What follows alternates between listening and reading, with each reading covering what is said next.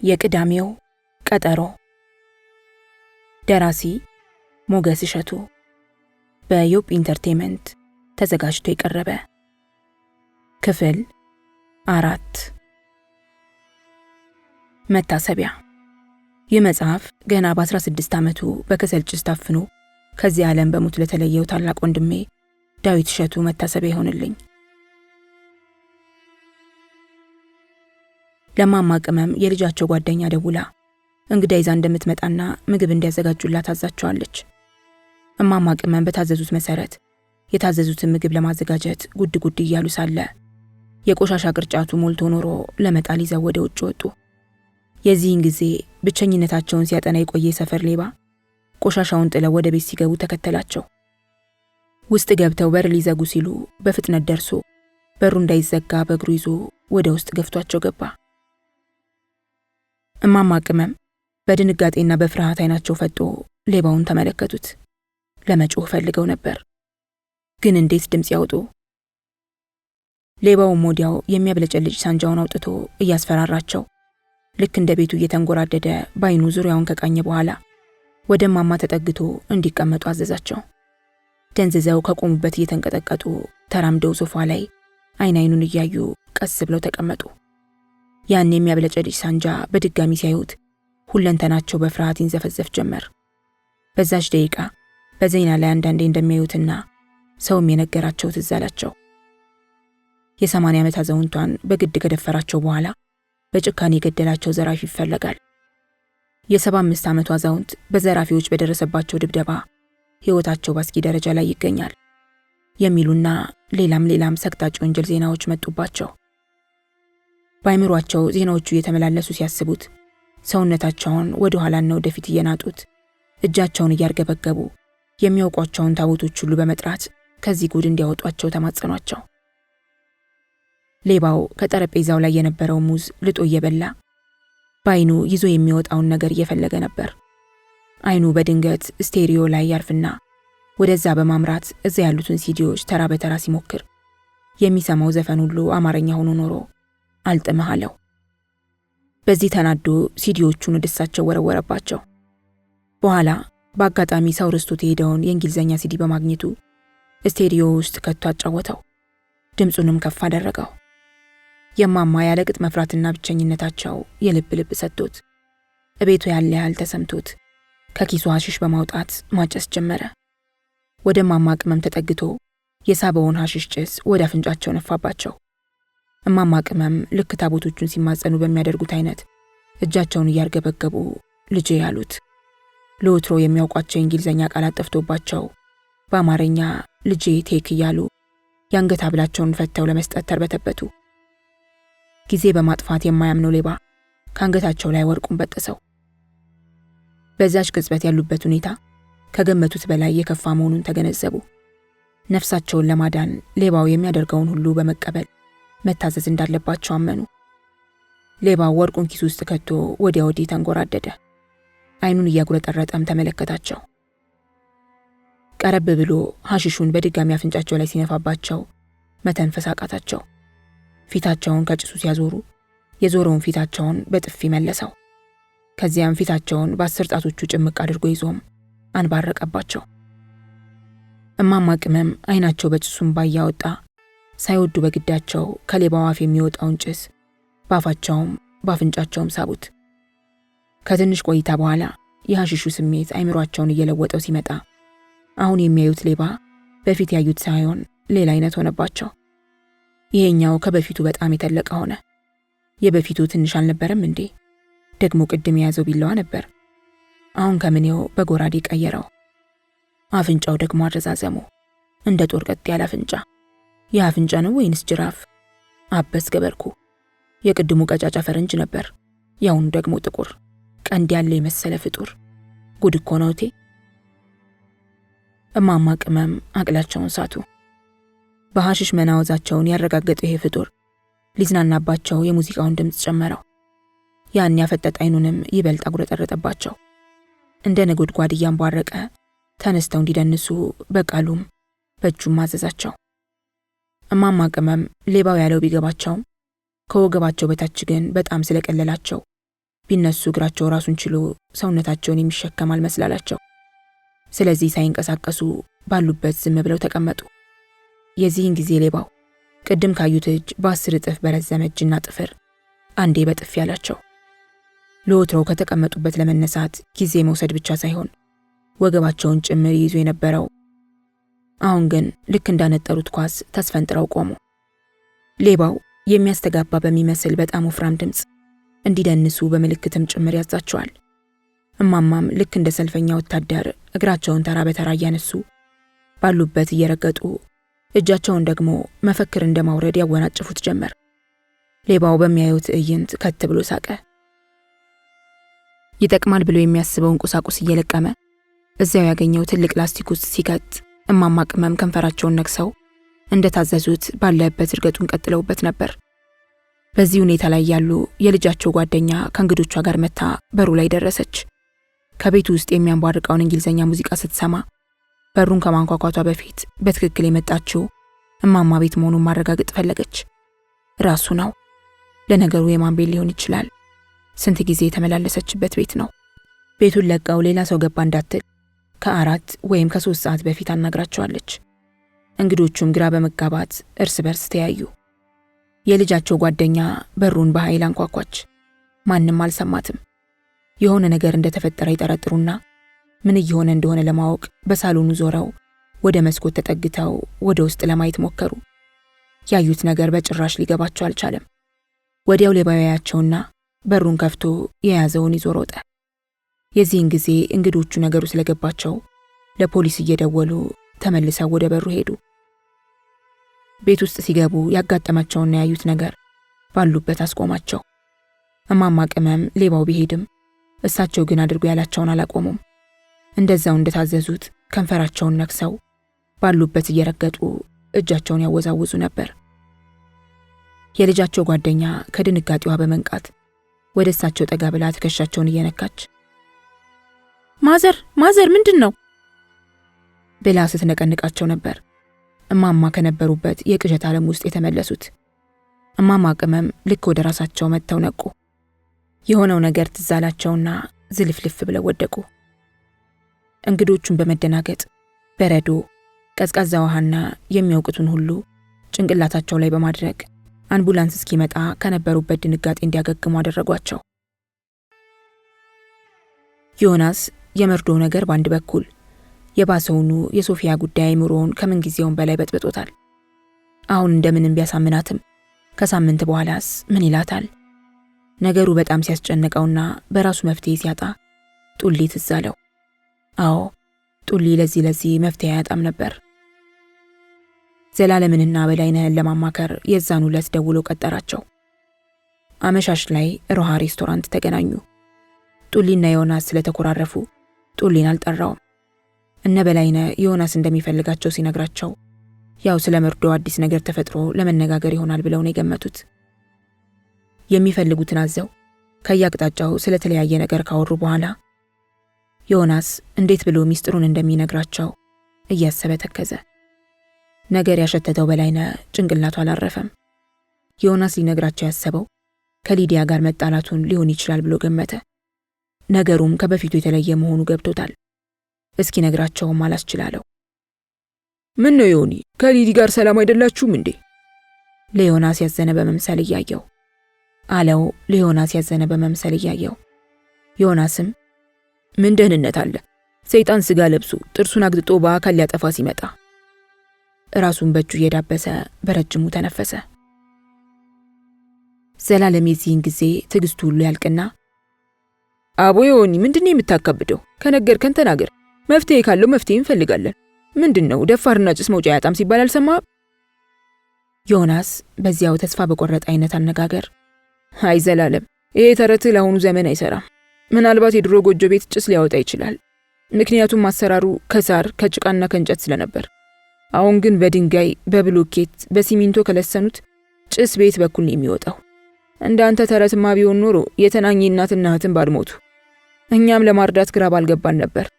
ይልቁንስ መፍትሄ ያለን የምትሉ ከሆነ ይችን ሰይጣን ሰበብ ሳትሆንብኝ የሆነ ነገር መላበሉ። ሰይጣን የሚለውን ቃል ጠበቅ አድርጎት ነበር። በላይነህ የዚህን ጊዜ ዮኒ ሰይጣን ያላት ሊዲያን መስሎት ሁለንተናው ጆሮ ሆነ። በተስፋ የሚጠብቀው ነገር እውን ሊሆን የተቃረበ መስሎ ተሰማው። ሊዲያን የራሱ የማድረግ ተስፋው ለመለመ። እጁን በሁለቱ መሃል ሳያስገባ እጁ ላይ ሲያስገባ ታየው። ጉሮሮውን ጠረግረግ አድርጎ እጆቹን እያፋተገ በተለመደው ምሁራዊ አነጋገሩ ዲስኩሩን ቀጠለ። መኖር እያለ ሰው እንዴት አለመኖርን ይመርጣል? ማለት ያው ሰው ሲስማማ ነው አብሮ የሚኖረው። አለበለዛ መለያየት እያለ እንደዚህ አይነት ጥፋት ውስጥ ምን ያስገባል ብዬ ነው።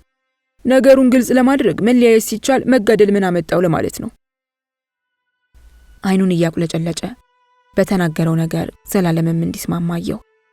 መለያየት የሚለው ቃል በተለይ ለሱ ብሩህ ተስፋን ሲፈነጥቅለት እየተሰማው፣ ሊዲያን በሐሳቡ ለብቻዋ ስትኖር እሱ ሲፈልግ አዳር ሲፈልግ ውሎ ያለ ተቀናቃኝ ሲወጣ ሲገባ እየታየው ለብዙ ጊዜ ሲመኘው የነበረውን ገላ ለማቀፍ እየጎመጀ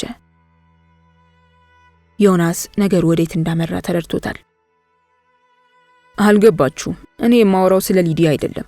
እኔ የማወራችሁ ስለዛች ሶፊ ስለተባለች ስጋ ለባሽ ሰይጣን ነው። ሶፊያ? በላይነህ ግራ ተጋባ። ይህም ቢሆን ለመስማት ጆሮውን የሚነፍገው ዜና አልነበረም። ይልቁንም ባይበልጥ ነው። ሁለቱ እንደሆነ ቢጣሉም ቢለያዩም መልሰው መግጠማቸው የማይቀር ነው። ግን ሶፊ በመሃል ገብታ ዮናስን እስከ መጨረሻው ከገነጠለችለት ዛቴ ዜት በጣም የሚበረታታ ሐሳብ ነው። ሶፊ? አለ ዘላለምን በመቀጠል በጥያቄያዊ ቃና። እና ሶፊ ምን ተፈጠረ?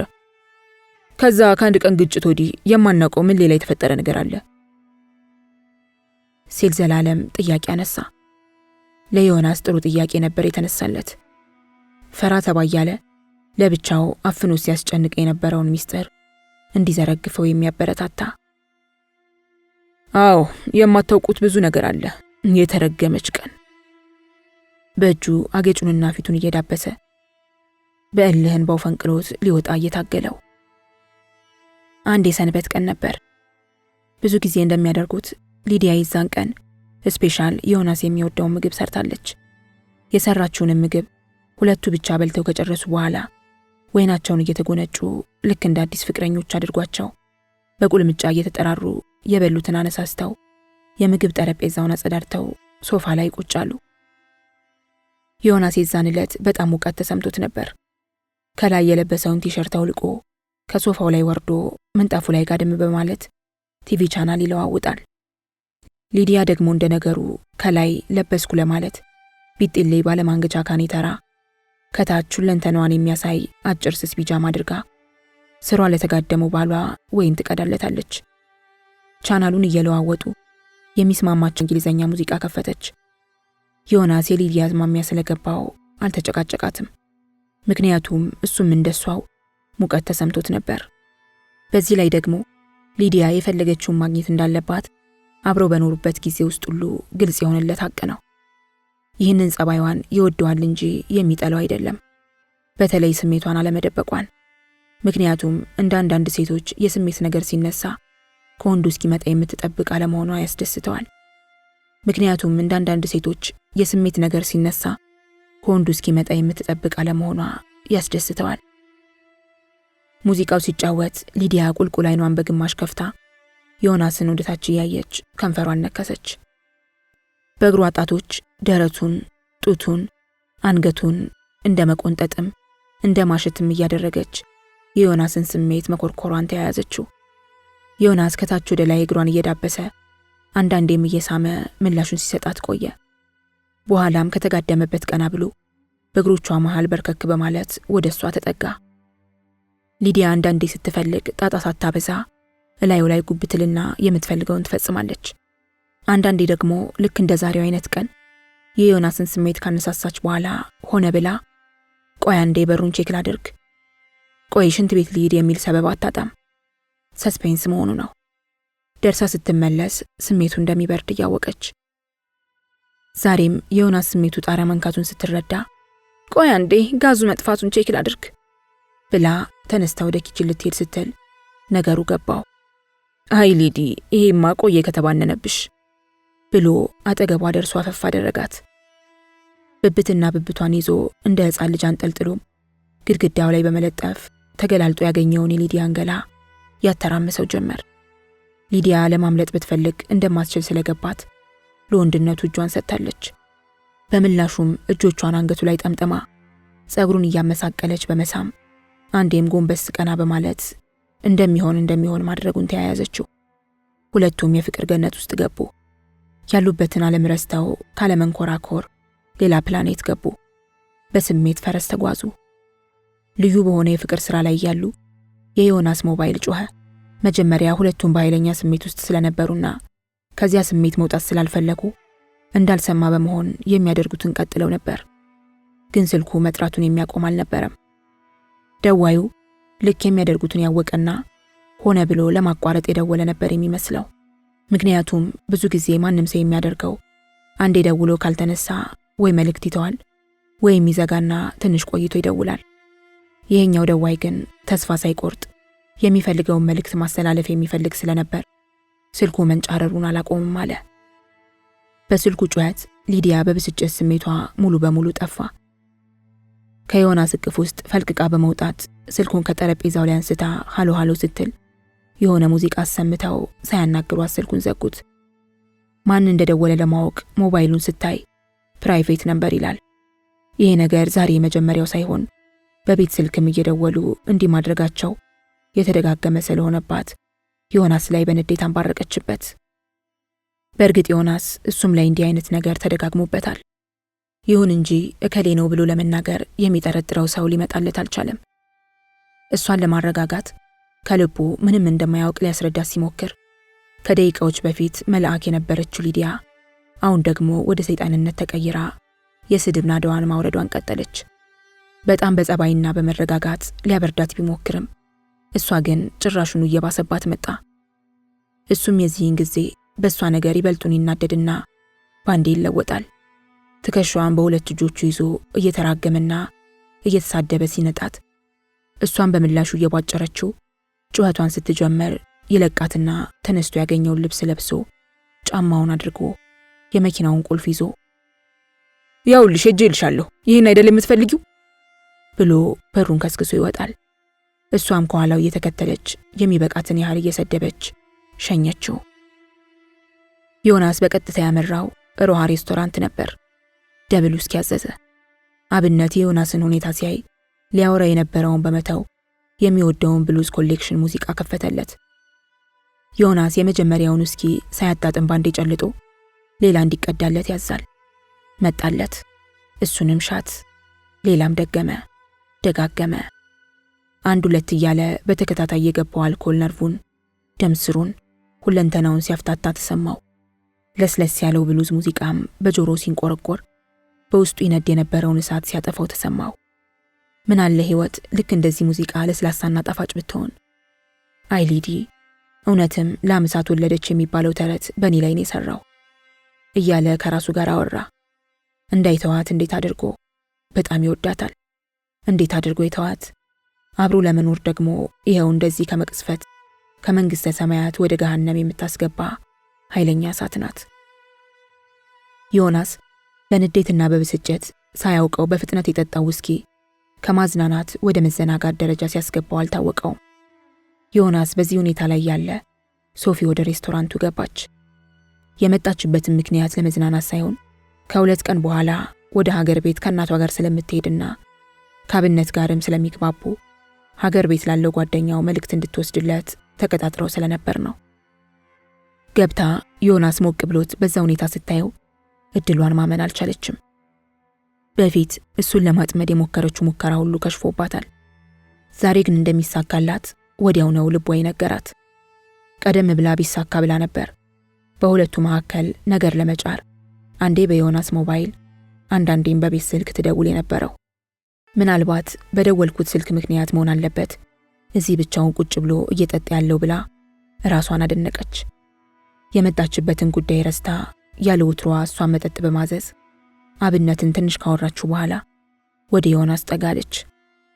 ፊቱንና አስተያየቱን ስታይ ስካር እየጀመረው መሆኑን ለማወቅ ብዙ አልፈጀባትም። ሶፊ በዚህ አይነት ለማጥመድ ስትቀርበው ዮናስ የመጀመሪያው አልነበረም። ከሊዲያ ጋር እንደማይዋደዱና በፊትም እሱን ለማጥመድ ስትሞክር እንደነበረ ቢያውቅም አሁን ግን አጠገቡ ቆማ ሲያያት ሁሉን ነገር ረሳው። ዋው ምን አይነት በራስ መተማመን ቢኖራት ነው ብቻዋን ገብታ የምትጠጣው እያለ አደነቃት። ወዲያው ይህንን ሐሳብ ውድቅ አድርጎ ደግሞ አይ ምናልባት ሰው እየጠበቀች ይሆናል። በዛ ላይ አለባበሷን፣ መልኳንና ሁለንተናዋን ሰረቅ እያደረገ ሲያይ በልቡ አድናቆቱን ሊነፍጋት አልቻለም። እሷም ልክ የሱን ጭንቅላት እንዳነበበ ወደሱ ጠጋትልና ሃይ ዮኒ ምን ነው ዛሬ ብቻህን አለችው ፈገግ ብላ። ፈገግታዋ የመጀመሪያ የማደንዘዣ መርፌ መሆኑን ታውቋለች። ዮናስና ሶፊ ከዚህ በፊት በአጋጣሚ ሲገናኙ መልእክቷን ለማስተላለፍ የምታደርገውን ነገር ሁሉ እንዳላወቀ ነበር የሚያሳልፈው። ምክንያቱም ከሶፊ ጋር ሰላምታ እንኳን ሲለዋወጥ ሊዲያ ብታይ ወይ ብትሰማ የሚፈጠረውን ጦርነት ያውቃል። ዛሬ ግን ያ ሁሉ ጽናትና አርቆ ማሰብ በውስኪ ጎርፍ ተጠራርጎ ሄዷል። ዮኒ ልክ አይቷት እንደማያውቅና ገና ለመጀመሪያ ጊዜ እንዳያት በሊዲያ ለተበደለው ስሜቱ ማካካሻ ከላይ እንደተላከች መልአክ ታይቷት በፈገግታ ተቀበላት።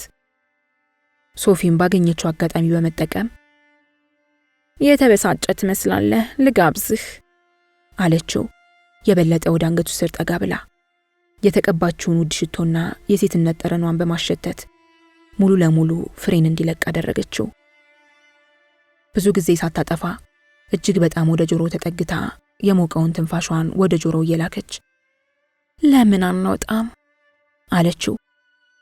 ዮናስ ከንፈሯ ጆሮውን ሲነካውና ትንፋሿ በጆሮ ሲገባ ዝግንን የሚል አይነት ስሜት ተሰማው። ከታችም ቅድም ሊዲያ ጮኻበት ባንዴ የተሸማቀቀው ዕቃው ነፍስ በመዝራት ተመልሶ በማበጥ አሁን ይለው ጀመር። ልክ ትንሽ ልጅ የሚፈልግበት ቦታ እንዲወስዱ ሲፈልግ እጅ እየጎተተ እንሂድ እያለ እንደሚያስጨንቀው ሁሉ የዮናስ ዕቃ እንደዛው በቃህ፣ መጠጡ ይብቃህ፣ እንሂድ እያለ ሲያጣድፈው ተሰማው። ሳያስበው የወሲብ ስሜት ውስጥ ዘው ብሎ ገባ። ዮናስና ሶፊ ተያይዘው ከሬስቶራንት ወጡ።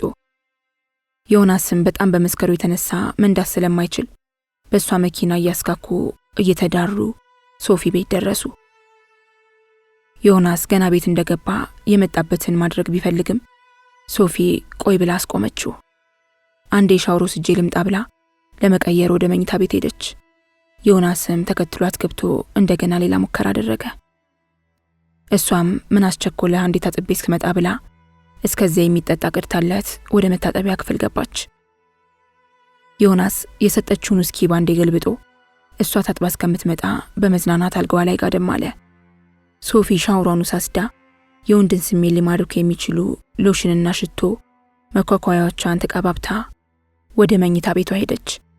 የዮናስን ክንድ ለመንተራስ፣ ደረቱ ላይ ለመተኛት፣ ከንፈሩን ለመጉረስ፣ ጭኗ ውስጥ ለመክተት ጎምጅታ ነበር። ለሷ እርካታ ሁለት ነው፣ አንድም የወሲብ አንድም የበቀል እርካታ። ግን ያሰበችው አልሆነም። ዮናስ በላዩ ወደ ጉሮሮ የላከው ውስኪ ተጫውቶበት ነበር። ገና ወገቡ አልጋ እንደነካ ጭልጥ ያለ እንቅልፍ ወሰደው። ስትመጣም አልጋዋ ላይ ተዘርግቶ ሲያንኮራፍ አገኘችው። የጠበቀችውን ባለማግኘቷ ብትናደድም ለዓላማዋ መሳካት ግን መተኛቱ የተሻለ አማራጭ እንደሆነ አሰበች። በፍጥነት አይምሮዋ ባመጣላት ሐሳብ ተደስታም ፈገግ አለች። ዲጂታል ካሜራዋን አስተካክላም ፎቶግራፎችን ማንሳቷን ጀመረች።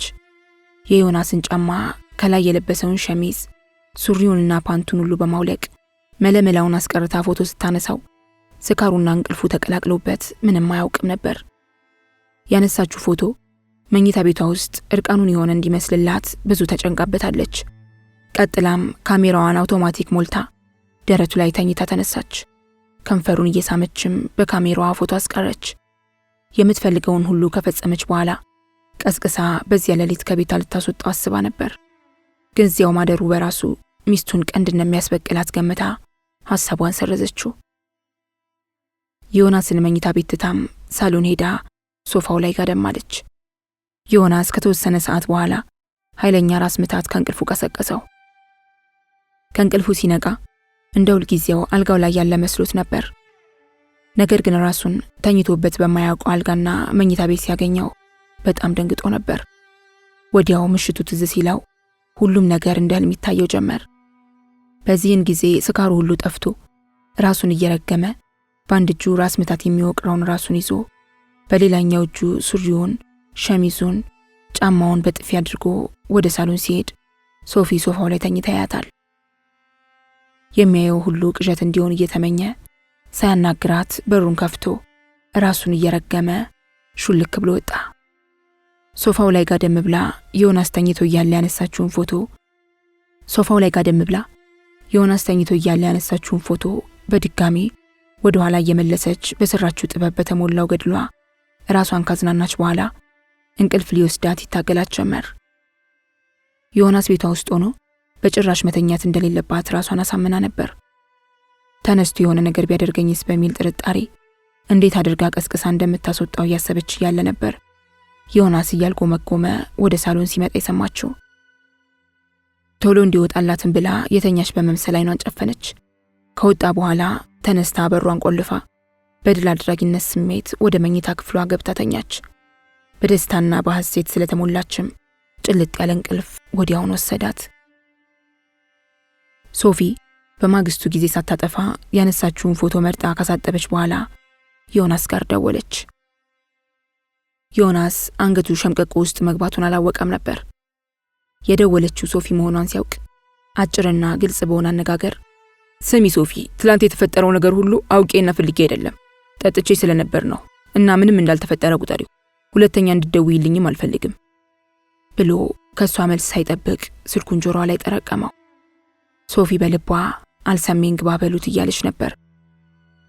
በማግስቱ ሀገር ቤት ከእናቷ ጋር በምትበርበት ቀን ከፎቶዎቹ መካከል አስደንጋጮቹን ትመርጥና በፖስታ አሽጋ በጠዋት ዮናስ ቤት በመሄድ የመኪናው ዝናብ መጥረጊያ ስር ፖስታውን ታስቀምጣለች። ዮናስ ጠዋት ፖስታውን ዝናብ መጥረጊያው ስር ሲያገኘው መጀመሪያ የመሰለው ትናንትና ያላየው የፓርኪንግ የቅጣት ወረቀት ነበር።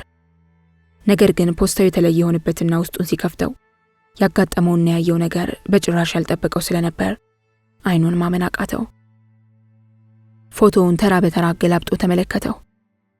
ሶፊ ደረት ላይ ተኝቶ እሷም ደረቱ ላይ ተኝታ ሲያይ ማመን አቅቶት በንዴት ጸጉሩን ነጨ። መሬቱን በእግሩ ደብድቦ የመኪናውን ጎማ በካልቾ መታ። ከፎቶዎቹ መካከል አንድ ብጣሽ ወረቀት አገኘ። እጁ እየተንቀጠቀጠ አነበበው። ትላንት ስደውልልህ አነጋገር ስርዓት የለውም ነበር። ማን መስዬህ ነበር? ለማንኛውም ዛሬ ሀገር ቤት ሄጃለሁ። መጥቼ ስደውልልህ ጸባይህን አስተካክለህና አሻሽለህ ካልጠበከኝ ከነዚህ ፎቶዎች መካከል ውዷ ባለቤትህ ትወዷለች ብዬ የማስበውን በፍሬም አድርጌ እሰጥልሃለሁ። ተግባባን? ቻው የሚል ነበር። ዮናስ የደረሰበትን አጣብቂኝ ሁኔታ ከመነሻው እስከ መድረሻው ዘርዝሮ ተጨንቆ ሲነግራቸው ለበላይነህ ግን በአንጻሩ ትልቅ እድል ከፋች የምስራች ዜና ነበር። በአንድ በኩል ታሪኩን በትጋት እየሰማ በሌላ በኩል እጁን ሳያስገባ ሊዲያ ይህንን ጉድ ልትሰማ የምትችልበትን ዘዴ አይምሮ በፍጥነት ያውጠነጥን ገባ። ተንኮለኛው አይምሮ ዘዴ አላጣም። ልክ ሳያስበው አይነት ሞባይሉ ከጠረጴዛው ላይ በማንሳት እየሰማ ባለው ታሪክ ያዘነ በመምሰል ሞባይሉን ትንሽ ከነካካ በኋላ የድምጽ መቅጃውን ኦን አድርጎ ዮናስን አስኳል የሆነ ጥያቄ ጠይቀው ጀመር። ቆይ ግን ዮኒ፣ የተናደደና የተበሳጨ በመምሰል ግን የዛን ዕለት ከሶፊ ጋር ሴክስ ማድረግህን ታስታውሳለህ? የሶፊ ነገር እኮ አይታወቅም፣ አርግዣለሁ እንዳትል ብዬ እኮ ነው አለ። በጣም ለሱ የተቆረቆረና ያዘነ ሆኖ ማስረጃውን ለማጠናከር ካልሆነ በስተቀር ለጠየቀው ጥያቄ የሶፊን ስም ማንሳት አያስፈልገውም ነበር። እንዴ ይህን ያህል ሞቼ አልነበረም። ባደርገው ኖሮ በደንብ አስታውስ ነበር። ደግሞ በዚህ ላይ ፎቶውን ብታዩት እሷ ከላይ ሆናም እኔም ከላይ ሆኜ ፎቶ ላይ አይኔን እንደጨፈንኩ ነው። አይኔን ከፍቼ የተነሳሁት ፎቶ የለም። ለነገሩ አለ በላይነህ ልክ በጠበቃው ያነጋገር የመቅጃዋ ደቂቃ ቶሎ ሳታልቅበት በፍጥነት እየተናገረ፣ ለነገሩማ እንደውም አይንህን መጨፈንህ ስሜት ውስጥ ያለህን የሚያስመስለው። እሺ እሱ እንዳልከው አረከውም አላደረከውም እቤቷ ሄደህ አልጋዋ ላይ ተኝተህ ደረቷ ላይ ተኝተህ መሳሳሙ ምናምን ነው ዋናው ቁም ነገሩ አይደል ይሆኒ አለው። ታዲያ እሱንማ መቼ አይደለም አልኩኝ። ያው ፎቶም ላይ ያለ አይደል እንዴ? ግን ሰክሬ ነው። ቢሆንም መቼም ይሄን ነገር ሊዲያ ብትሰማው እኔ እንጃ ምን እንደምትል አላውቅም ብሎ ዮናስን ሞገተው። ዮናስ የበላይነህ አነጋገር ስላበሸቀው ታዲያ እሱንማ መቼ አጣሁት? መፍትሄ ካላችሁ ብዬ አይደል እንዴ ይህንን ሁሉ ነገር የምናዝዝላችሁ አለ ቆጣ ብሎ። ዘላለም በትዝብት በላይነህን እያየ በውስጡ ዮናስን ከዚህ ከገባበት ወጥመድ እንዴት ሊያወጣው እንደሚችል እያሰላሰለ ነበር። በላይነህ ቀጠለና እንደለመደው ጉሮሮውን ጠራርጎ ግንባሩን ኮስተር በማድረግ እኔ የምለው ዮኒ፣ ነገሩ ለኔ ተዘበራርቆብኛል። ይሄ ነገር የተፈጠረው ከ2 ወር በፊት ከሆነ በዛ መሃል ምን እንደተፈጠረ ግልጽ ብታደርገው። አነጋገሩ መፍትሄውን እዛው እንደ ዶክተር በወረቀት ጽፎ የሚሰጥ ይመስላል። ዮናስ በተሰላቸ አይነት አነጋገር ልብ አላልክም እንጂ ከመጀመሪያው ተናግሬ ነበር። ይህ ሁኔታ የተፈጠረው እሷ ሀገር ቤት ልትሄድ 2 ቀን ሲቀረው ነው። ቀጠልናም እንግዲህ ሀገር ቤት ቆይታ ከመጣች በኋላ ወይም የመጣችለት ወይም በማግስቱ ነው ስልክ የደወለችው። እኔ በዛን ሰዓት ቀናቶች ስለረዘሙ ነገሩን ትተዋለች፣ እሷም ትረሳዋለች ብዬ የገባውበትን ወጥመድ በመዘንጋት በቀደም ዕለትም ከሀገር ቤት እንደተመለሰች ስትደውልልኝ እየጠራ አላነሳሁትም። እንግዲህ እንዳልተወችኝ ያወቅኩት ይህንንም ፎቶ ለሊዲያ ከመስጠት አትመለስም ብዬ የደመደምኩትና የፈራሁት ከቅዳሜ ዕለት ጀምሮ በምታደርገው ሁኔታዋ ነው። እና ታዲያ አሁን በምን ሁኔታ ላይ ነው ያላችሁት? ፎቶውንስ የምትሰጥ ይመስላል? አለው በላይነህ የተቆርቋሪነት ስሜት ያለው በማስመሰል። እንግዲህ የዚህ የመርዶ ነገር እስከሚያልፍ ብዬ በማባበልና በመለማመጥ 1 ሳምንት ስጪኝ፣ ከዚያ በኋላ አብረን እንሆናለን በማለትና ከሊዲያ ጋርም እኔም እንደተጣላው ወድጃ ሳይሆን አብሬያት የምኖረው ቀን እንደምቆጥርላትና ሊዲያን የመቀበሉ ጉዳይም የሷ ብቻ ሳይሆን የኔም ጉዳይ መሆኑን ነግሪያት እሷም ማምና የ1 ሳምንት ጊዜ ሰጥታኝ ነገሩ በዚህ ሁኔታ ላይ ነው ያለው። ነገር ግን እኔን ያስጨነቀኝ ሶፊ እንደገባይ ከሆነ የሊዲያ ጥላቻ በደሞ ውስጥ ተቀላቅሏል። እኔንም ተጠራጥራ ወይም ወፈፍ አድርጓት ከዚሁ ሳምንቱ ሳይደርስ ፎቶውን ብታሳያትስ?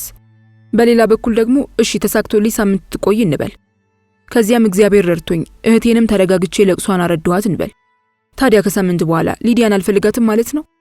እንግዲህ ይሄ ነገር በጣም ስላስጨነቀኝ ነው ሳምንቱ ሲደርስ የምለው ከጠፋኝ ከአሁኑ ምን ማድረግ እንዳለብኝ አንድ እንድትሉኝ ነው። አይዞህ አለ ዘላለም ከተደፋበት ቀና ብሎ ተስፋ በሚሰጥ አነጋገር። አይዞህ ዮኒ፣ በቃ የመጀመሪያ ስራዬ አሁን ቤት እንደገባው ለጡሊ ነግረዋለሁ። እሱን ነክብካብንም ሆነ ከዚህ በፊት የሚያውቃቱን ሰዎች አነጋግሮ አንድ ቆሻሻ ቆፍሮ እንዲያወጣ እናደርጋለን።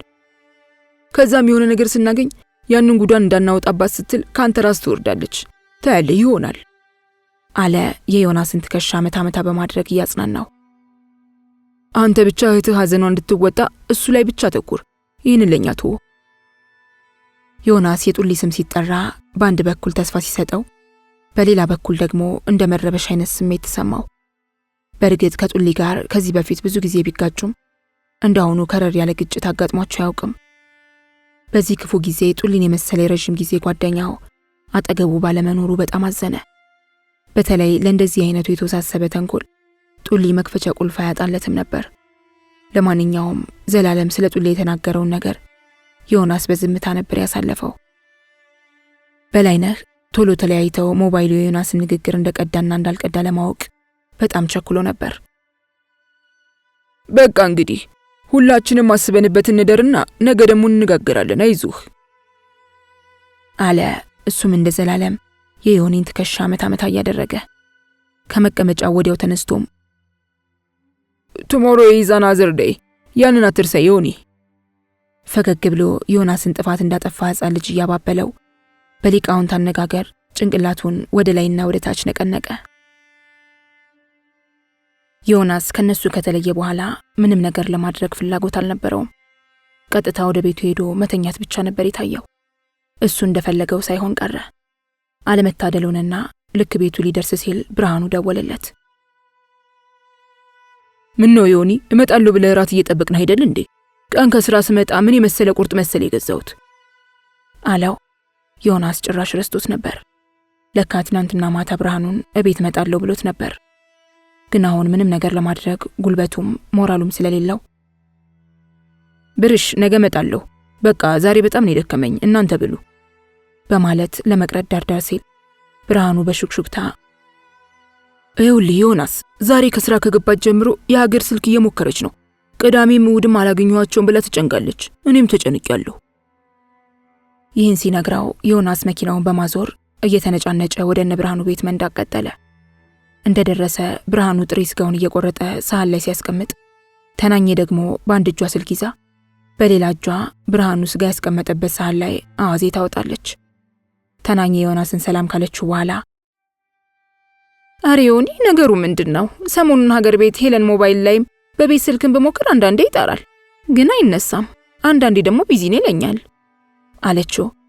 ዮናስ በልቡ በጣም አዘነላት። ተናኘ ላንቺ ብቻ አይደለም፣ ሰሞኑን ወደ ሀገር ቤት የሚደውል ሰው ሁሉ ነው የተቸገረው፣ ኔትወርክ ነው አሉ። ብርሃኑ ይህን ጊዜ ጣልቃ ገብቶ አዎ እስከ ሰኞ ድረስ ኢትዮጵያ ውስጥ ኔትወርክ ችግር አለ ሲሉ ሰምቻለሁ አለ በዛ በጎረነነ ድምፁ። በሱ ቤት ዘዴኛ መሆኑ ነበር። ተናኘ በመደነቅ እያየችው ከመቼ ወዲህ ነው ደግሞ በቀጠሮ ብላ ሳትጨርስ ዮናስ ብርሃኑን እንደው ምን ይሻላል ውሸት የማይሆንልህ በሚል እያየው ብርሽ እኮ ማለቱ ብዙ ጊዜ ቅዳሜና እሁድ ስራ ስለሌለ ብዙ ሰው ስለሚደውል ኔትወርኩ ቢዚ ነው ለማለት ፈልጎ ነው አይደል እንዴ ብርሽ? አዎ አንተ ተነተንከው እንጂ ካንተ የተለየ ነገር ምንም የለም አለ ብርሃኑ።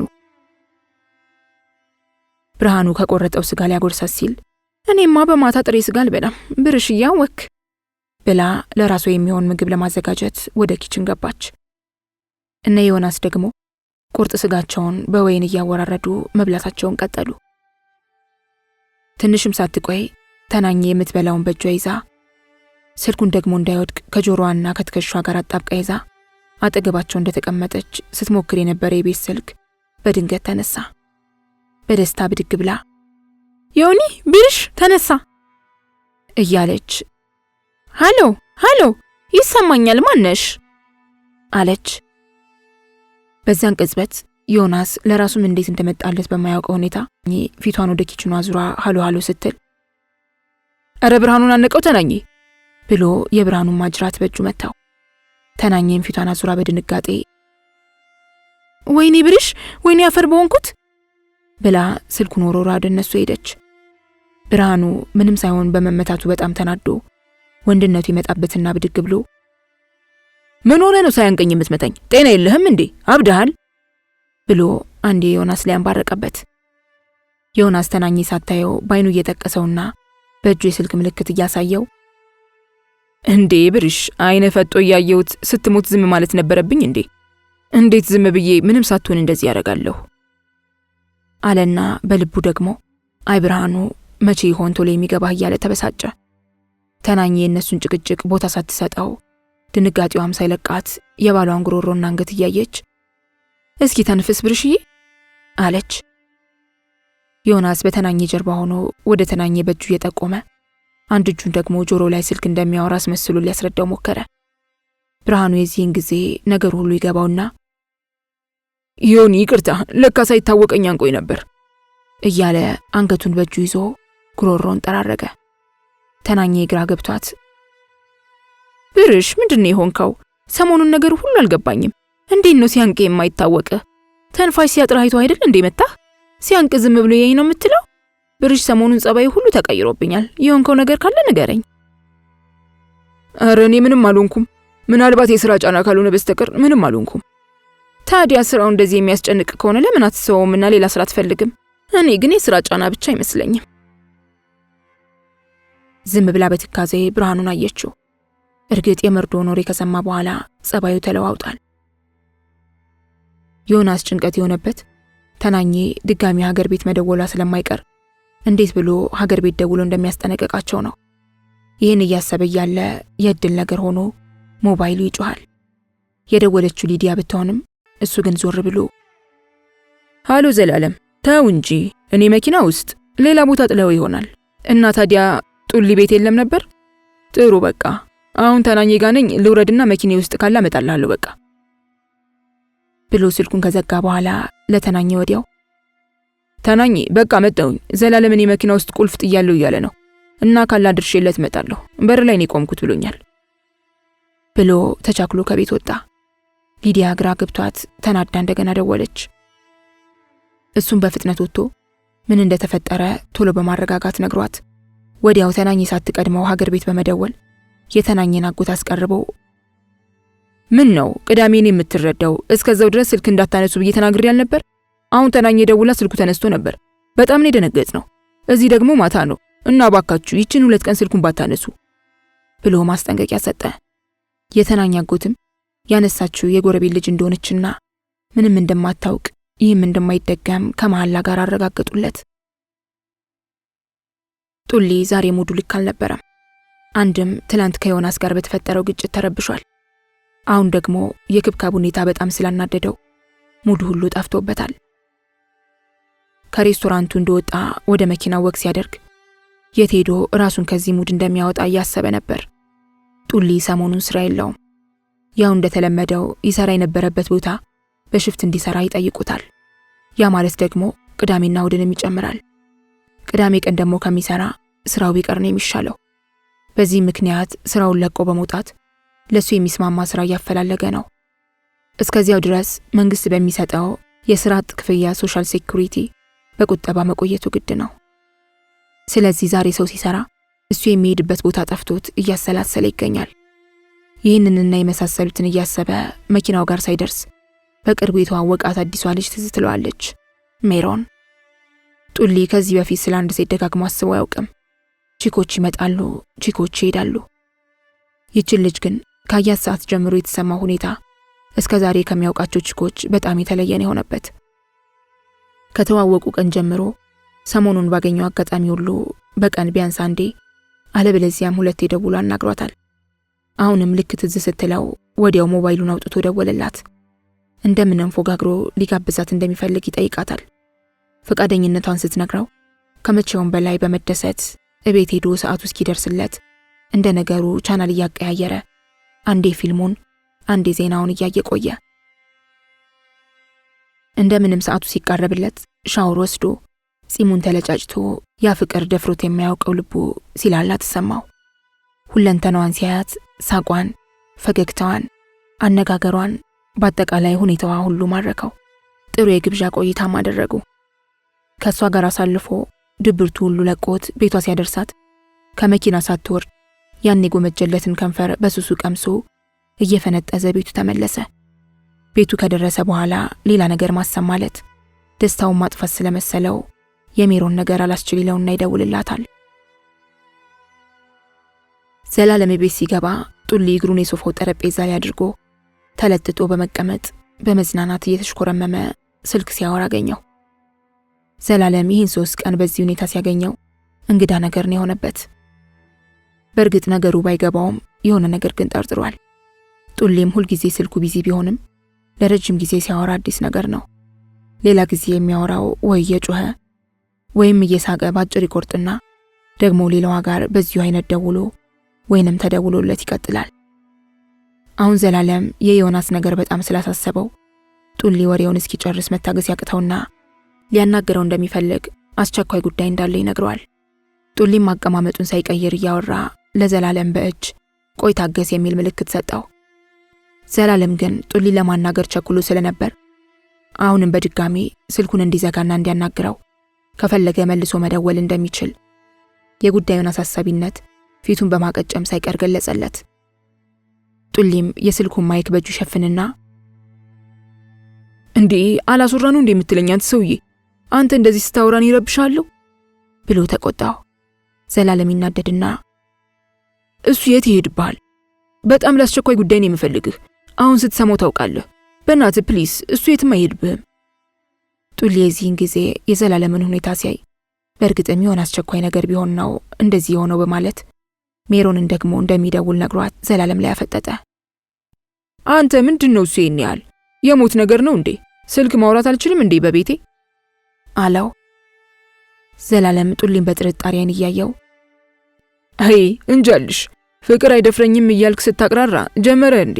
ሁኔታ አላማረኝም ሰሞኑን። ማነች ለመሆኑ? ያቺ አዲሷ ልጅ ነች አይደል? ማን ነበር ስሟ? አዎ ሜሮንዬ። በሰበብ ባስባቡ ስለሷ ስታወራ አልገባኝም ነበር። አዲሷ ልጅ ናት አይደል? ሌላ ማንንም አይሆንም። ይህን 3 ቀን ያለሷ ወሬ የለህም ነበር። አየኛ መካሪ አይጀግነው። ዘላለም የሚለው እውነት መሆኑን በልቡ ቢያውቅም እጅ ላለመስጠት ግን በማንቋሸሽ እኔ ጡሊ እዛው እናንተ ተብኳኩበት። የኛ ሳይኮሎጂስት አውቀ ሞታል እና ለዚህ ነው ማለት ነው እንደዛ ጨቅጭቀ ስልኩን ያዘጋኝ። ምንድነው የምትነግረኝ ጉዳይ? ዘላለም ወዲያው ወደ አንገብጋቢው ጉዳይ ትኩረቱን ቀየረና ያ ኦኬ እሺ እሱን እንደርስበታለን። ልክ ነህ። አሁን ላናግሬ የፈለኩት በጣም ሲሪየስ ነገር ነው። ብሎ የጡሊን ትኩረት ለማግኘት ፊቱን ኮስተር አድርጎ ወደ ዋናው ጉዳይ ተንደርድሮ ገባ። ጡሊ የዘላለምን ሁኔታ ሳይ እውነትም አንድ ጮማ የሆነ ወሬ እንዳለ በመረዳቱ አንቴናዎቹ ሁሉ ቆሞ የሆነ አዲስ ነገር እንዳለም ስሜቱ ነገረው። በዚህ ሁኔታ ከዘላለም ላይ አይኑን ሳይነቅል ተስተካክሎ ሶፋው ላይ እየተቀመጠ እያለ ሃኒ ትዝ አለችው። የሆነ ነገር አድርገው መሆን አለበት አለ በልቡ። ሲጀመርም ዘላለም ከሀገር ቤት እንደተመለሰ ስለ ሃኒ ሲነግራቸውና አብረው የተነሱትን ፎቶ ሲያሳያቸው ጡሊ ገና አለባበሷን፣ የፀጉሯን ስታይልና ጠቅላላ ሁኔታዋን ሲመለከት ከ2 ዓመት በፊት ለወንድሙ ሰርግ ሄዶ ኪሱን ያራቆቱትን ቺኮች እንዲያስታውሳቸው አድርጎት ነበር። በሁሉ ነገሯ በጭራሽ አላማረችውም። ነገሩ እንዲህ ነው። ጡሊ ለወንድሙ ሰርግ ሀገር ቤት በሄደ በ3ኛው ቀን ወንድሙና ሌሎች ዘመዶቹ በተቃረበው ሰርግ ሲዋከቡ እሱ ለዙረቱ አላደርስ ስላለው ቀስ ብሎ ለብቻው ከቤት ወጣ። ሀገር ቤት ደርሰው በመጡ ልጆች ጥቆማ መሰረት አሪፍ ነው ወደ ተባለው የታወቀ የባህልና ዘመናዊም ዘፈን ወደሚዘፈንበት ክለብ ሄደ። ብቻውን ስለነበር ለብቻው ከመቀመጥ ይልቅ ወደ ባሩ ሄዶ በመቆም መጠጥ አዘዘ። ያዘዘውንም መጠጥ እየተጎነጨ ዙሪያውን መቃኘት ጀመረ። በእርግጥ ስለዚህ ቤት ሀገር ቤት ሳይመጣ ስለ አሪፍነቱ ተነግሮታል። እንደዚህ ያምራል ብሎ ግን አልጠበቀም ነበር። ቤቱ በሰዎች ተሞልቷል። ዘፈኑ ቀልጧል። ከሁሉም ነገር የጡሊን ቀልብ የሳበው የዘፈኑ፣ የቤቱ ወይም የሙዚቃው ጉዳይ ሳይሆን ዳንሰኞቹ ነበሩ። ሰውነታቸውን ሲያይ በጣም ያምራሉ። አለባበሳቸው አንድ አይነት ከለር ያለው፣ ሰውነታቸውን 80 በመቶ የሚያሳይ፣ ከላይ ከጡት ማስያዣ ትንሽ የሚበልጥ፣ ከታች ደግሞ ከውስጥ የለበሱትን ቁምጣ መሳይ ፓንት የሚያሳይ በጣም አጭር ቀሚስ የማይሉት ብጥሌ።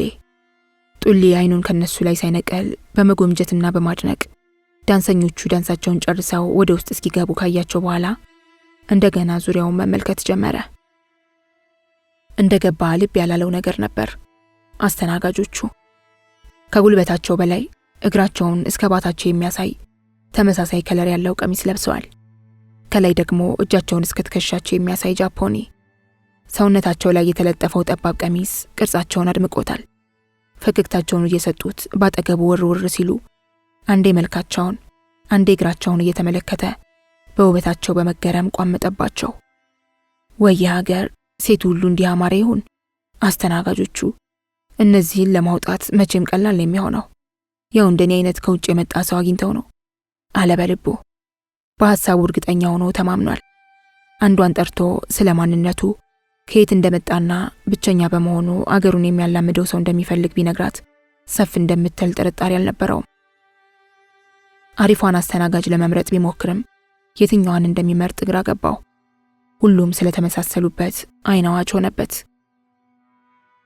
አንዲት ረዘም ያለች አስተናጋጅ የያዘውን መጠጥ በትሪ ይዛ ባጠገቡ አልፋ ወደ መሃል ስትሄድ አይቶ ዋው በቃ ይቺን ማናገር አለብኝ በሚል ወሰነ። አይኑን ከእግሯ ላይ እንደተሰካ መጠጡን ለማድረስ የታዘዘችበት ጠረጴዛ ድረስ ተጓዘ። መጠጡን የምታቀርብላቸውን 2 ቺኮች ሲያይ ፍላጎቱ ባንዴ ካስተናጋጇ ወደ እነሱ ተለወጠ። እረ በለው እንዴት ነው የሚያምሩት!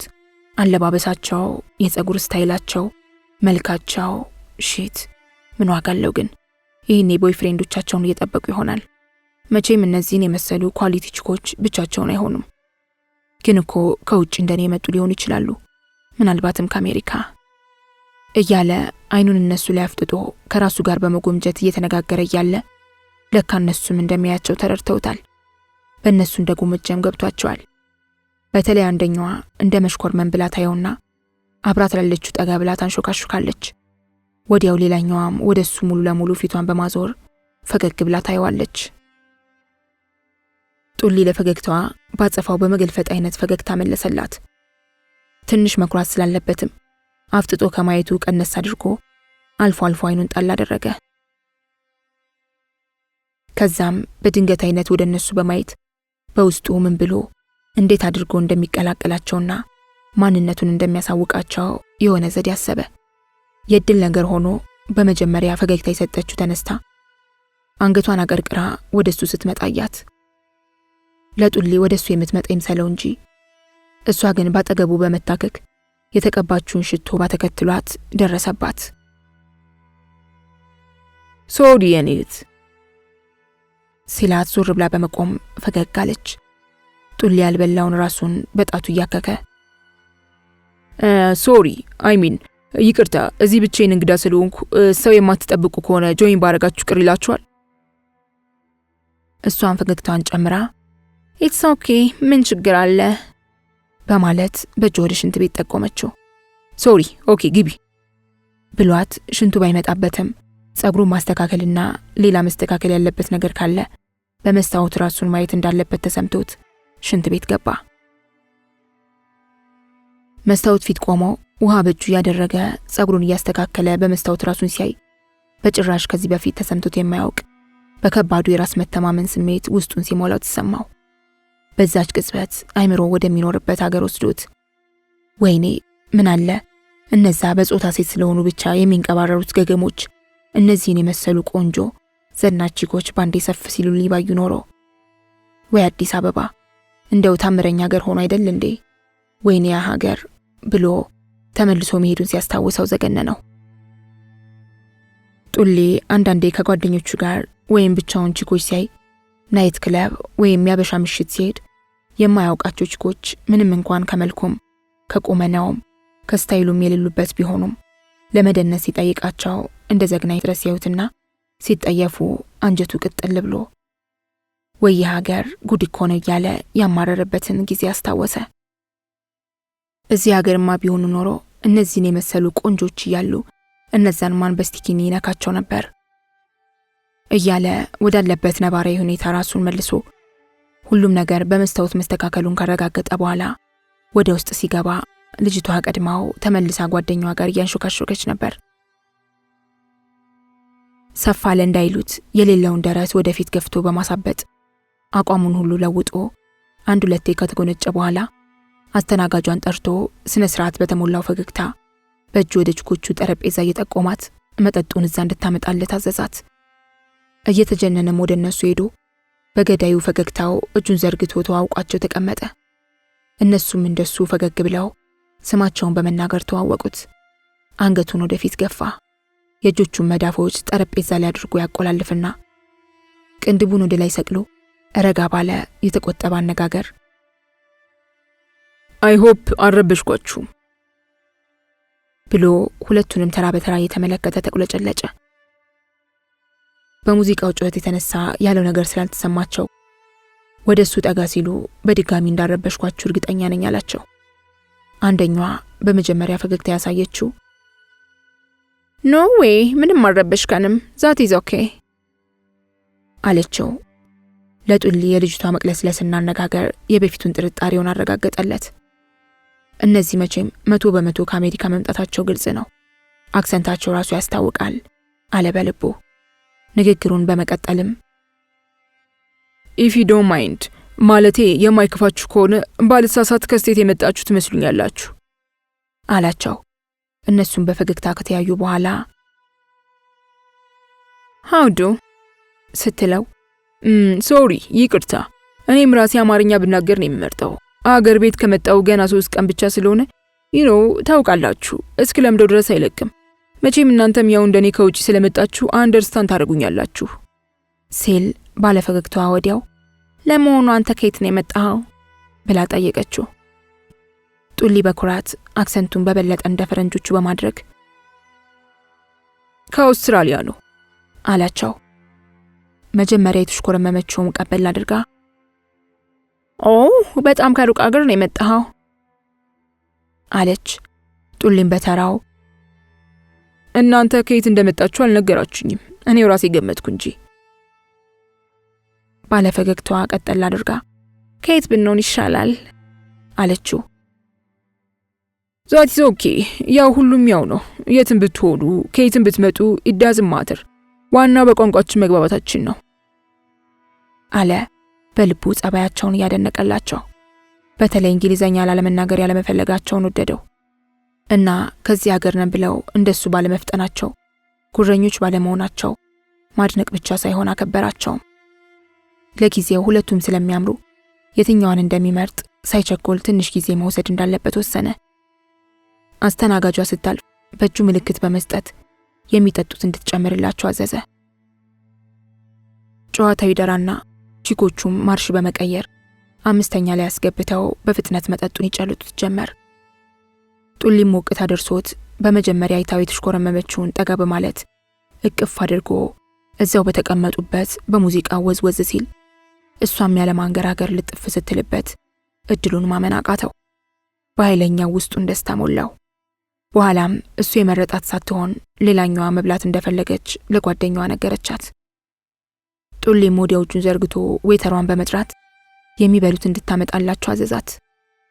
ምግቡን መጥቶ ባናቱም ላይ ትንሽ መጠጥ ከከላለሱበት በኋላ እሱ የመረጣት ለምን ቤት አንቀይርም? እዚህ ብዙ አልቆየንም አለች። ምን ችግር አለ ካላችሁ እንግዲህ እኔ ምኑንም አላውቀውም። እናንተ የምታውቁት ቦታ ካለ ዞር ዞር ብንልማ አሪፍ ነው አለ። በዚህ ተስማምተው አስተናጋጇን ቢል እንድታመጣላቸው ነገሯት። አስተናጋጇ ቢል ስታመጣ ጡሊ ከእጇ ላይ ተሽቀዳድሞ ቢቀበልም ሂሳቡን ሲያየው ደንገጥ ማለቱ አልቀረም። ቺኮቹ እንዳያውቁበት ፈገግ ብሎ ዋሌቱን በማውጣት የ100 ብሮች ኖት ቆጥሮ ከፈለ። ወጥተው ተመሳሳይ ወደ ሆነ ሌላ ቤት ወሰዱት። እንደገና ቤት ይቀየር ብለው ሌላ ቤት አስገቡት። ከቤቱ ሲወጣ የዘረዝራት $100 በሁለተኛው ቤት ክፍያ አለቀች። ሶስተኛው ቤት ሲወስዱት ለመጠባበቂያ የያዛትን የ$100 ኖት ከኪሱ አውጥቶ ወደ ባሩ በመሄድ በርካሽም ቢሆን እንዲዘረዝሩለት ጠየቃቸው። ከዋናው መገበያያ ባነሰ ገንዘብ ዘረዘሩት። ጡሊ በዚህን ጊዜ በርግጥ የቺኮቹን ከውጭ አለመምጣት እየጠረጠረ በመምጣት ላይ ነበር። ለጥርጣሬው ዋነኛ ምክንያቶች በተለይ ሞባይላቸውን እያወጡ ሲደውሉ 10 ሲደወልላቸው ደግሞም በገቡበት ቤት ሁሉ የሚያውቁት ሰው መብዛቱና ሰላምታ ማብዛታቸው ነው። ከሁሉም በላይ ደግሞ ሂሳብ ሊከፈል ሲል ጭራሽ የመግደርደር ሁኔታ እንኳን አለማሳየታቸው ነው። ነገር ግን ሁኔታቸው እየገባው ቢመጣም ይህን ሁሉ መንገድ ተጉዞና ገንዘቡን ከስሮ በዜሮ መውጣቱ እልህ ውስጥ ከተተው። እስከ መጨረሻው መሞከር እንዳለበት ወሰነ። ጥርጣሬውን ወደ ጎን በማድረግ ምሽቱን ከነሱ ጋር ቀጠለበት። በኋላም የመረጣትን ቺክ ጠጋ ብሎ በጆሮዋ እኔ ምልሽ ለዛሬ አይበቃንም? በጣም እየደከመኝ ነው። በዚህ ላይ ደግሞ እቤት ገባለሁ ብዬ ስለወሰንኩ አልጋም አልያዝኩም። ይልቅ አሁን ሄደን አልጋ ብንይዝ አይሻልም? ሲላት በፈገግታ እንደ ሕፃን ልጅ አገጩን በእጇ እያሻሸች ውይ ገና እኮ ነው ሰዓቱ፣ ደግሞ አሁን መጥተህ እንዴት ይደክመሃል ብላ አፉን አስያዘችው። በዚህ ሁኔታ የሚያደርገው ጠፍቶት እያለ ቺኮቹ ይባስ ብለው ይጠጡ የነበሩትን የመጠጥ ደረጃ ከፍ በማድረግ አሻሽለውት በድጋሚ የዘረዘራት ብር መንምና ለታክሲ ብቻ የሚሆን ብር ኪሱ ቀረች። ቺኮቹ የጡሊን ገንዘብ መጨረስ ባካበቱት ልምድ ተረዱ። ከሱ ጋር ከእንግዲህ በመቆየት ወርቃማ ጊዜያቸውን ማቃጠል ስላልፈለጉ በአይናቸው በመተያየት ይግባቡና ለጡሊ እንደደከማቸውና ወደ ቤት መሄድ እንዳለባቸው እያባበሉ ነግረውት ተያይዘው ወጡ። ለማደር ፍቃደኛ ብትሆን እንኳን ላልጋ የሚሆን ብር ስላልነበረው ውስጡ በገነ። እዛ የቆመበት የሚናገረው ጠፍቶት እያለ ታክሲ ውስጥ ከመግባታቸው በፊት ጉንጩን በመሳም እጃቸውን አውለብልበውለት ልም አሉ። ጡሊ የሞቅታ ሁሉ ጠፋበት። እንደ ፋራ በመሸወዱ ውስጡ አረረ። ታክሲ ውስጥ ሆነው ፊታቸውን አዙረው ባይ ባይ ብለው ሲሄዱ ፈዞ እያያቸው ወይኔ እኔ ጡሊ እንደዚህ ልሽወድ፣ አይ ከአሜሪካ መጡ ብዬ ይህንን ጉድ ለማንም አልናገርም እያለ ለብቻው አጉተመተመ። አራዳው ፋስቱ ጡሊ በ2000 ብር ከንፈር እንኳን ሳያገኝ አከርካሪውን ተመቶ አንገቱን በመድፋት ታክሲውን ይዞ ወደ ቤቱ ሄደ። ይሄ ገጠመኙ ነው። ከዚያ ጊዜ ወዲህ አንድ ሰው አገር ቤት ሄዶ አሪፍ ሴት አገባ ወይንም ሊያገባ ነው ብለው ሲነግሩት ያችን ክፉ ቀን የሚያስታውሰው። ለዚህም ነው ዘላለም ያንን ፎቶ ሲያሳየው ያንን ምንም ጊዜ የማይረሳውን እንደ ሕፃን ልጅ የተሸወደውን ታሪክ የሚያስታውሰው። ከዛም በኋላ አንድ ቀን ዮናስን ባለበት ቁጭ ብለው እያወሩ እያለ የሆነ የሚያውቃት ልጅ ሀገር ቤት ሄዶ በአጭር ጊዜ ትውውቅ አግብቷት ያመጣት ልጅ በመጣች ገና ወር ሳይሞላት ጥላው ሄደች የሚል ወሬ ተነስቶ ዘላለምም ዮናስም የተለያየ ሐሳብ ከሰጡ በኋላ ጡሊ በተራው ይሄን አጋጣሚ በመጠቀም ለዘላለም መልእክት ለማስተላለፍ ፈልጎ ድሮውንስ አገር ቤት ሄዱና ይዘውት የሚሄዱት ገንዘብና ቪዛቸው ውበት ጨምሮላቸው ማንነታቸውን ስለሚያስረሳቸው የማይመጥናቸውን ሰው በአጭር ጊዜ ትውውቅ አግብተው ይመጣሉ። አግብተው ካመጧቸው በኋላ ያ ጊዜያዊው በብርና በቪዛ የደመቀ ማንነታቸው ስለሚጠፋ ያው እንግዲህ እንደምናወራው ልጅ ከዚያ ያመጧቸው ሲከዷቸው እንደነንትናዬ መፍታት መፋታት፣ መቃጠል መቀጣጠል፣ ገፍቶ ሲሄድም ደግሞ ራስን መግደል መገዳደል ነው። እኔ መጀመሪያውን የምለው ለምን ሰው የሚመጥነውን አያውቅም ነው የሚል ትንታኔ ሰጠ። ጡሊ ባሽሙር እሱንም እየተናገረው መሆኑን ዘላለም ተረድቶ እና አሁን ምን ለማለት ፈልገህ ነው? ባሽሙር መናገርህ ነው እኔን ወይስ ምንድን ነው? እና እሷ ቆንጆ ነች አንተ አስቀያሚ ነህ ማለትህ ነው? በማለት አፈጠጠበት። አይ እንደውም ንገረኝ ካልክማ አንተ የመልክ ወይም የሌላ ሳይሆን ችግርህ እንደ ሁለታችሁ አንድ ላይ ስትታዩ አለ አይኑን እያቁለጨለጨ። ልናገረው ወይንስ ልቶ በሚል አይነት እያቅማማ ያው ማለት እሷ ሲያዩዋት ፈጣን ትመስላለች፣ አንተ ደግሞ እንደምናውቅህ ኩልና የተረጋጋህ ነህ። ዘላለም አላስጨረሰውም። አይ ግድ የለም እኔ አመጣትና አንተ ፈጣኑ ታገባታለህ አለው በብሽቃት ጡሊን ከላይ እስከታች በግልምጫ ያያየው። ኧረ በእናትህ ዘላለም ነገር አታካብድ። እኔ ላንተ ብዬ ነው እንጂ እኔ እሷ ሳትመጣ ገና እወጣልሃለሁ። ጡሊ ጸጉሩን አከክ አደረገ። ዘላለም የብሽቀት ሳቅ እየሳቀ አይ እዚህም ልትቆይ ነበራ? ይህን ያህል ጅል አደረግከኝ? ተናካሽ ውሻ ቤት አስሬ የምጠብቃት? በዚህ አይነት የጀመሩት ጭቅጭቅ መስመሩን እየሳተ ሲሄድ ዮናስ በመሃል በመግባት ሁለቱንም ተቆጥቶ ነገሩን አብርዶታል። ዮናስ ብዙ ጊዜ የሚገርመው ሁለት በባህሪ ከተለያየ ዓለም ውስጥ የሆኑ ተቃራኒ ሰዎች እንዴት በአንድ ቤት ሊኖሩ እንደቻሉ ነው። በኋላ እያደር የገባው ነገር ቢኖር ዘላለምና ጡሊ በተለይ እንዲህ የከረረ ጭቅጭቅ ውስጥ የሚገቡት ሶስተኛ ወይም አራተኛ ሰው በመሃላቸው ሲኖር ነው። ለብቻቸው ሲሆኑ የሚያገላግላቸው ሰው ስለሌለ እንደሆነ ባይታወቅም በጣም ሰላም ናቸው። አሁን አስቸኳይ ጉዳይ ነው ሲለው በእርግጠኝነት ዘላለም ሊነግረው የፈለገው ስለ ሀኒ መሆኑን ጡሊ ያምኖበት ነበር። ነገሩን በደንብ ለመስማትና በኋላም አላልኩም ነበር ነግሬ ነበር እኮ ለማለት ቸኩሏል። ጡሊ ብዙውን ጊዜ ዘላለምን አቆላምጦ የሚጠራው የሆነ ነገር ከሱ ሲፈልግ ነው። አሁንም ዘላለም አንድም ሳይቀር ወሬውን እንዲያፍረጠረጥለት ፈልጉ አቆላምጦ በመጥራት ምን ነው ዘሌ ሀኒ ጋር ሰላም አይደላችሁም እንዴ አለው። አጥያየቁ የነሱ ነገር እንዳበቃለትና ህይወት እሷን ባትኖር ይቀጥላል የሚል የምክር መንፈስ ያለበት ነበር። ዘላለም ወዲያው በንዴት ቱግ በማለት እጁን አጣምሮ አንገቱን በማጣመም ጡሊን እያየው እኔ በጭራሽ ችግር ሊገባኝ አልቻለም። እኔ አሁን ሀኒ የሚል ነገር ወጣኝ እንደ ወጣኝ ወይ? እኛ ሰላም ነን፣ በጣም ሰላም ነን፣ አያሳስብህ አለው። ጡሊ በዘላለም አነጋገር በሽቆ እያጉረመረመ በቃ ድሮውንም እኮ ካንተ አፍ ደህና ነገር ይወጣል ብዬ ለዚህ ነው ስልኬን እንዳላወራ ያቋረጥከኝ።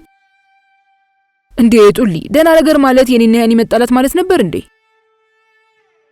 ጡሊ በጣም በመብሸቅ እንዴ ሰውዬ ለቀቅ አርገኝ። በቃ አንተው ነው እኮ የጀመርከው። እኔ ወሬ ንገረኝ አልኩ እንዴ? በቃ ተወኝ ብሎ እንደገና ስልክ ሊደውል ሲል ዘላለም የጡሊን ማምረር አይቶ እንዴ ጡሊ ምን ሆነሃል? ዛሬ ባንዴ ነው እንዴ የምትበሽቀው? በቃ እሺ እንተው እሺ ካለ በኋላ ወደ ዋናው ርዕሰ ጉዳይ አመራ። ይልቅ በቁም ነገር ጡልዬ ይቺ ሶፊያ የዮናስን ህይወት ልታበላሽ ነው። አንድ መላክ አልፈለግን የቀናቶች ጉዳይ ብቻ ነው። ዮኒንና ሊዲ ልታለያያቸው ተንኮሏን ዘርግታለች እና አንድ ነገር ማድረግ አለብን አለው። አንድ ነገር እናድርጋት በለኝ። እኔ ከእንግዲህ ስለ ዮናስ የሚያገባኝ ነገር የለም። ቆይ እስኪ ስማ አለ ጡሊ ፊቱን ኮስተር አድርጎ። እኔን ጡሊን ስንት ነገር አሳልፈን ካልደበደብኩ ይለኛል፣ እንደዚያ ያዋርደኛል። እና አሁን ገና አንድ ሳምንት እንኳን ሳይሆነ ዮናስ ችግር ላይ ነው ያለው። የሆነ ነገር እናድርግ ስትለይ ትንሽ አይሰማም? ጡሊ እንደዛ ምርሮ ባፉ ይናገር እንጂ የእውነት ቢዮናስ ጨክኖ ቂም መያዝ እንደማይችል ያውቀዋል። ምንም አይሰማኝም። መጀመሪያውንም ጥፋተኛው አንተ እንደሆንክ ታውቀዋለህ። ደግሞ ማንም ሰው ይጋጫል። እሱም ቢሆን በንዴት ባደረገው ነገር ተጸጽቷል። ለማንኛውም ነገሩን በደንብ ስማው ካለ በኋላ ነገሩን ልክ ዮናስ እንደነገረው ይዘረዝርለት ጀመር።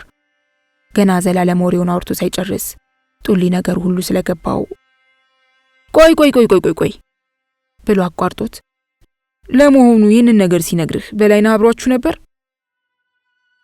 ጡሊ ባንዴ ከዮናስ ጋር መጣላቱን በመርሳትና በመቆርቆር እየሰማ ያለው ነገር በጣም ስሜቱን ነካው። አዎ መጀመሪያ ነገርኩህ እኮ፣ ለሁለታችንም ነው አንድ ላይ የነገረን። ጡሊ በብሽቀት ሶፋውን እየተደገፈ አንድ እግሩን በሌላኛው እግሩ ላይ በማጣመር አይ መጃጃል አለ።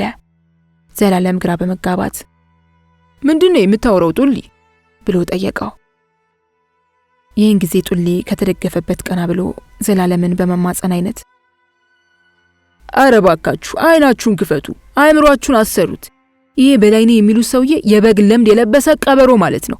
እንዴት እንደዚህ አይነት ሚስጥር ለሱ ትነግሩታላችሁ? እሱ ሰማ ማለት እኮ ራስ ሂድና ለሊዲያ ንገርልኝ ማለት ነው። ለነገሩ ዮናስ ገና ስለ በላይነህ ብዙ አልገባውም። ገና ስለሱ ለመናገር ጫፍ ስለ አፌን ነው የሚለኝ። አንተ ግን ታውቀዋለህ ዘላለም። ዘላለም የጡሊን ያህል ባይሆንም እሱን በላይነህን በጭራሽ አይወደውም። ነገር ግን በላይነህ አልፎ አልፎ ሊዲያን እንደሚፈልጋት ጡሊ ሲነግረው አቦ አንተ ደግሞ አታብዘው፣ በጣም ተፈላሰፍክ በማለት አፉን ያዘጋው ነበር። አሁን ግን የጡሊን የመረራ አነጋገር ሲሰማ ጆሮውን ሊነፍቀው አልፈለገም። እየውልህ አለ ጡሊ ወደ ዘላለም ጠጋ ብሎ አይኑን እያየው፣ እኔ መቼም ስለ ስፖርት፣ ስለ ፖለቲካ፣ ስለ ሃይማኖት ብትጠይቀኝ ምንም ነገር እንደማልመልስልህ አንተም ታውቃለህ። ግን ለእንደዚህ አይነት ነገር አፍንጬ በጣም ረጅም ነው፣ ከሩቅ ማሽተት ይችላል። ስማ፣ ስለዚህ በላይነህ ስለሚባል ሰውዬ መጀመሪያውን ዮናስ ካስተዋወቀኝ ቀን ጀምሮ በጭራሽ አልተመቸኝም ነበር። በተለይ ሊዲያ ባስነጠሰች ቁጥር ቀድሞ የማርሽ በማለት መሐረብ አውጪ መሆኑ። እንደው አለ አይደል ሁኔታው፣ አስተያየቱ፣ ሁሉ ነገሩን ልብ ብለህ አይተው እንደሆነ በጭራሽ አያምርም። አንዳንዴ አስተውለህ እንደሆነ ሁላችንም አብረን ስንሆን ሊዲያ ካለች አይኑን ከሷ ላይ አይነቅልም። አጉል የሚተሻሻት የሚላፋት ነገር ሁሉ ለኔ ምን እንደሚፈልግ ከገባኝ ቆይቷል። ባለፈው ስለሱ ክብካቤ ነገረችኝን ብሎ ሊቀጥል ሲል ዘላለም አቋረጠው። ክብካቤ የምትላትን ሴትዮ ተውና እንዳልከው በልምድ በእውቀት የደረስክበትን የምርመራ ውጤት ቀጥል አለው። ጡሊ በዚህን ጊዜ እንዴው ዝም ብሎ ሰሚ ሳያገኝ እንደሚደክምና ዘላለም እያሾፈበት እንደሆነ ገባው። እንዲያውም እኔ የምልህን ካልሰማኸኝና የምትቀልድብኝ ከሆነ ስለ ክብካብ መስማት የማትፈልግ ከሆነ እዚህ ላይ ነገሩ ያቆማል ማለት ነው። ሁለተኛ ይህንን ነገር እንዳታነሳብኝ አለው። ዘላለም ጡሊ ከምር መናደዱን ስለተረዳ በዚህ አይነት ያለ ጡሊ እርዳታ ዮናስን መርዳት እንደማይችል ይገባውና እንደምንም ብሎ ተለማምጦ ጡሊን በማግባባት እኔ እኮ ማለቴ ያው ክብካብ ነገሩን ብትሰማ ወይ ደግሞ ድንገት የሷ ነገር አይታመንም ሌላ ነገር ብታመጣስ ብዬ ነው። እንዴ እንግዲያውስ ካልክ መጀመሪያ ስለ ሶፊ ማንነት፣ ታሪኳን፣ ምን እንደምትሰራ፣ ምን እንደምትጠላ፣ በአጠቃላይ ስለሷ ማንነት የሚያስረዳውን የሷን ፋይል የያዘው ዶሴ ሲገኝ ብቻ ነው። ይህንንም ደግሞ ከኢንተርኔት ዳውንሎድ በማድረግ ሳይን ማግኘት የሚቻለው ከነ ክብካብ መዝገብ ቤት ብቻ ነው። አሁን ገባ ዘላለም? ዘላለም ለዮናስ ያለው ትዝ አለው። እሱም ራሱ ቢሆን ለጡሊ ነግሬው እሱን ለክብካብንም ቢሆን አናግሮ መላያጣም ያለውን አስታወሰና ሐሳቡን ቀይሮ ለስለስ በማለት እንደዛ ማለት እኮ አይደለም ጡሊ፣ በቃ ይኸውልህ ክብካብ ስለ በላይነህ የነገረችን እኮ ረስቼው ነው። አይገርምም? ምንድን ነበር ያለች ጡሊ? ስንቴ ነው የምነግርህ አለ ጡሊ ነገሩን በማዳነቅ። አሁን የዘላለምን ቀልብ በመሳቡ እየተደሰተ በላይነህ ማለት በፊት ከሚኖርበት ስቴት ቀይሮ እዚህ የመጣው የጓደኛው ሚስት ሲያማግጥ ጓደኛው ደርሶበት ካልገደልኩት ሲል ከሱ ሸሽቶ ነው ብላ ነገረችኝ አላልኩም? ይህንን ደግሞ ክብካብ ብቻ ሳትሆን ማንም የሚያውቀው ታሪክ ነው። ሰውየው አደገኛ ነው። አሁንም ይኸው እንደለመደው አጋጣሚ ነው የሚፈልገው አለው።